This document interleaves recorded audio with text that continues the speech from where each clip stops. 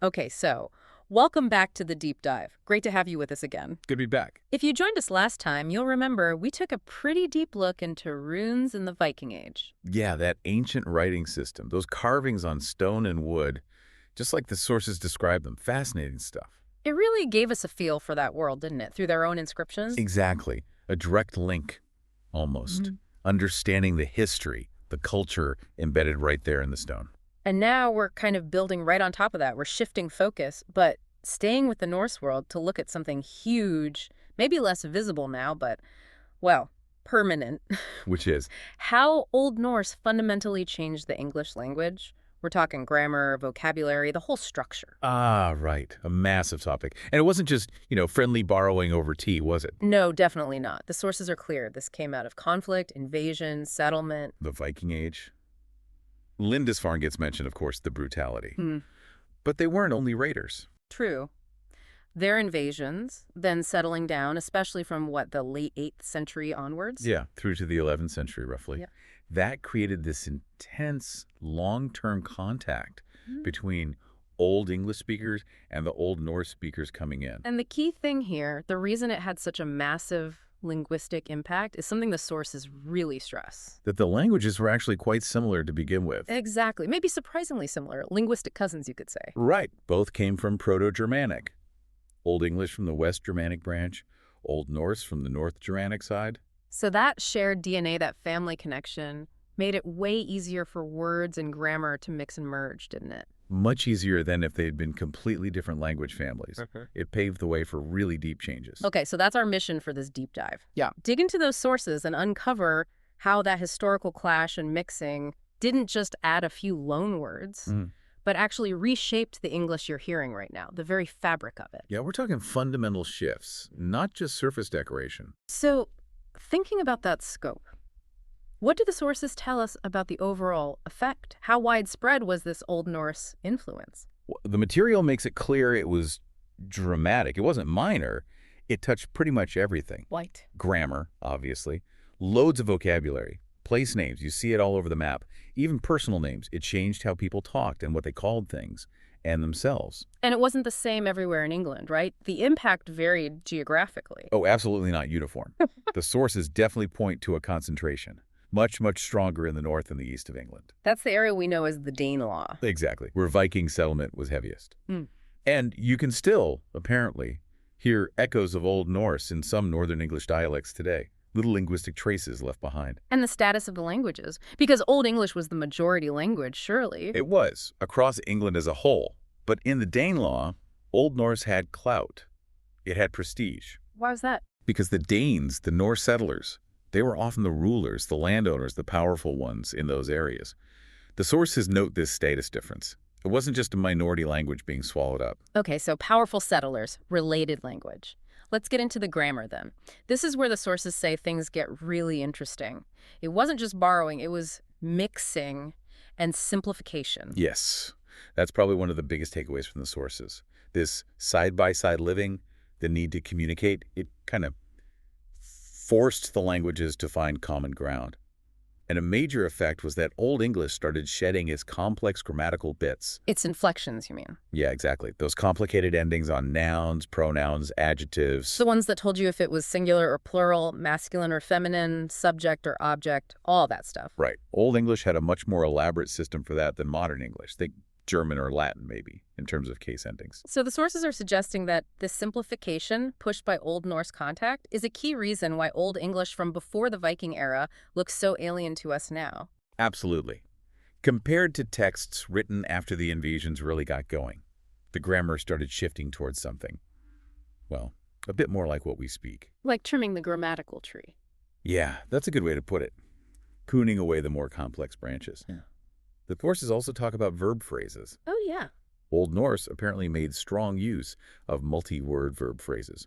And modern English, we love our phrasal verbs, don't we? Yeah, like give up, take off, look into... Yeah, we use them constantly. Well, the idea is that Old Norse influence boosted that feature in English.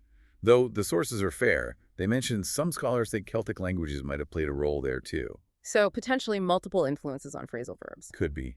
It's complex. But Norse seems a strong contender, and it wasn't just cases and verbs. Oh, no. Noun plurals.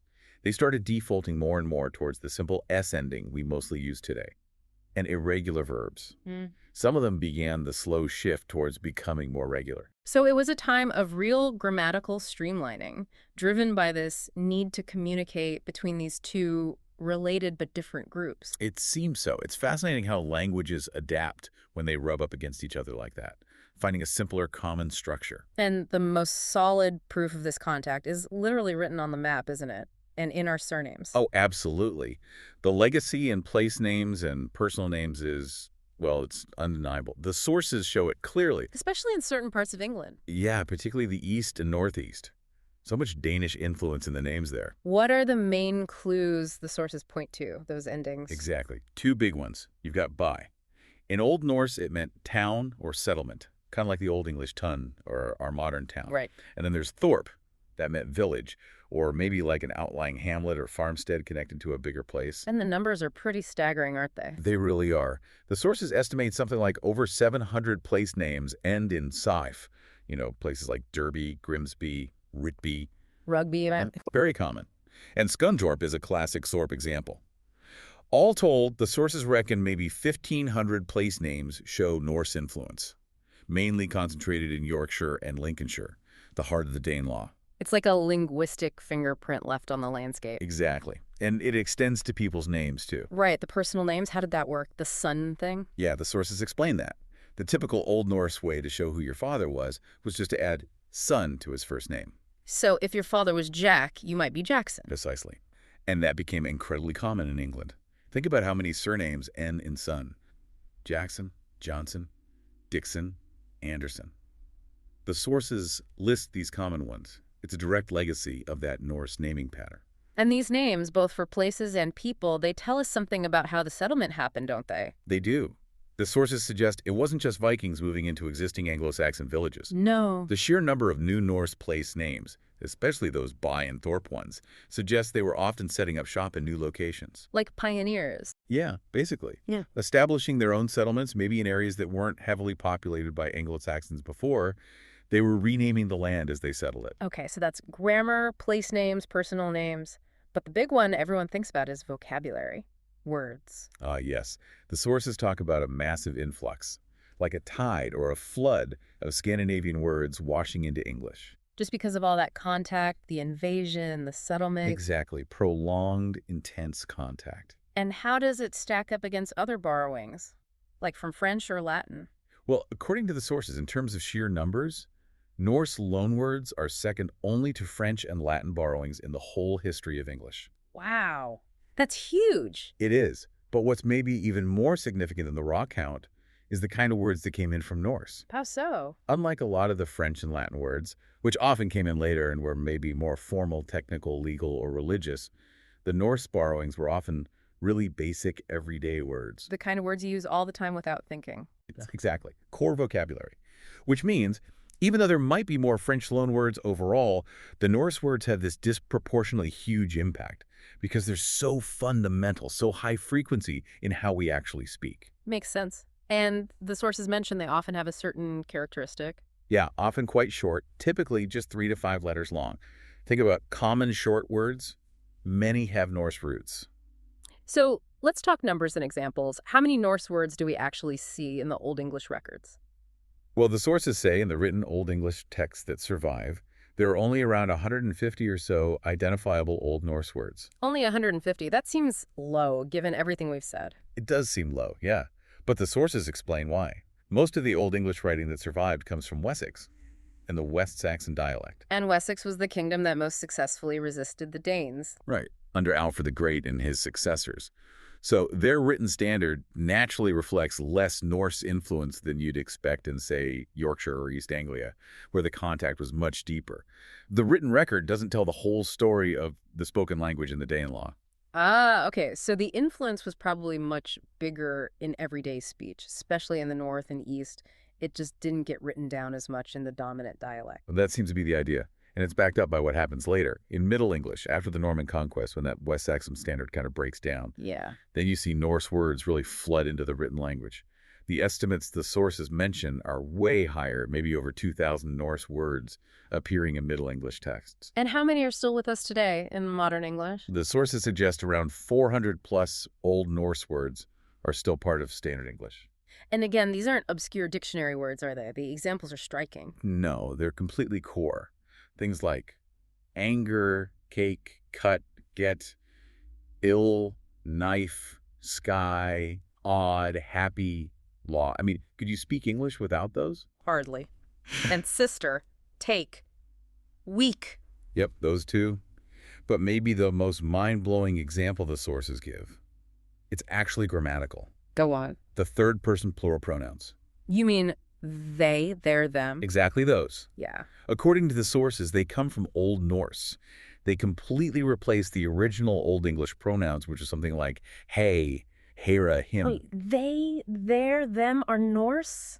That's what the evidence suggests.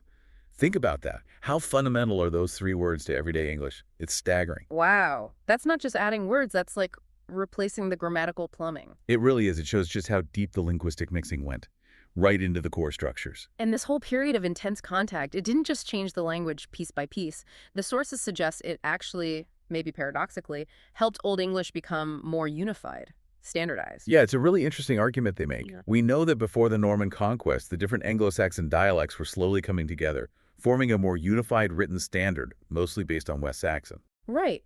But how would contact with another language help that? It seems like it would fragment things more. You'd think so, wouldn't you? But the sources describe Old Norse as acting like a kind of linguistic mirror for Old English. A mirror? How? Because Old Norse was different, but still recognizably related, the act of trying to communicate across that boundary actually made English speakers more aware of the differences within English itself between their own dialects. Ah, so hearing Old Norse made them notice how different Mercian was from Northumbrian or Kentish from West Saxon. Precisely. And that awareness, the sources argue, highlighted the need for a common standard. Language became a marker of Englishness, a way to define themselves as a unified group, distinct from the other, the Danes, the Norse. It helped forge a national identity. And the West Saxon dialect won out because Wessex was politically the strongest kingdom. That seems to be the key reason, according to the sources. Wessex, under kings like Alfred, then Ethelstan, led the resistance, pushed back the Danes, and eventually unified England. So their dialect naturally became the language of government, law, literature, late West Saxon. So, weirdly, the pressure from the Vikings actually pushed the English towards greater linguistic and political unity. In a complex way, yes. The external challenge helped solidify the internal identity. It's a fascinating dynamic. A really powerful idea, conflict shaping unity. Language and identity are always tangled up like that, aren't they? And the cultural impact wasn't just language, was it? The sources mention broader influences from Viking culture, too. They do, yeah. They touch on this idea of the Viking spirit, that adventurous, pioneering, maybe even pirate culture aspect. And suggest that resonated with the English. Perhaps awakened or strengthened something similar in the English psyche, a sort of desire for expansion or adventure. It's a bit speculative, maybe, but an interesting thought. And over time, how the Vikings were remembered changed, too. Definitely. The sources note that later on, in English art, literature, theater, the image of the Viking often gets, well, romanticized. Less purely cruel raider, more. More like adventurous warriors, sometimes even national heroes in a strange way. They get absorbed and reinterpreted into the English story. Which shows that cultural absorption process, right? Taking this disruptive force and eventually making it part of the national narrative. Yeah, it demonstrates how culture, like language, isn't static. It digests its own history, its own influences, and reshapes them. So pulling all this together from our deep dive, the Viking Age in England, it was so much more than just raids and battles. It fundamentally changed the path of the English language. Absolutely. Streamlined the grammar, poured in loads of core vocabulary, left its mark all over the map and in family names. And these interactions, centuries ago, born out of conflict and settlement, they're still shaping the English you hear and speak right now, often in ways you wouldn't even guess. Yeah, like they, their, and them. Still blows my mind a bit. Looking back at the sources, what's the most provocative idea for you? The thing that really stands out? I think it's that dual process, how this intense, often violent contact between two quite similar languages led to simplification shedding complexity, but also enrichment, gaining useful new words and structures. Mm. It really shows language as this living, adapting thing. Mm. And also maybe how encountering the other, the linguistic mirror idea, helped the English define themselves more clearly. Facing the Vikings sharpened their own sense of identity, linguistically and culturally. That's fascinating. Language not just as communication, but as identity formation. Really makes you think. It does. Well, next time, we're moving forward again. Another huge turning point for England, another massive wave of linguistic and cultural change is coming. Yes. Time to look at 1066 and all that. We'll be diving into Battle for the Throne, Edward's legacy, and William's ambition. Exactly. The end of Anglo-Saxon England as they knew it, and the beginning of the Norman era. A whole new set of sources, a whole new language influenced French this time. It's going to be another crucial chapter. Definitely. So don't miss that. Join us next time for another deep dive into the forces that shaped England and the English language.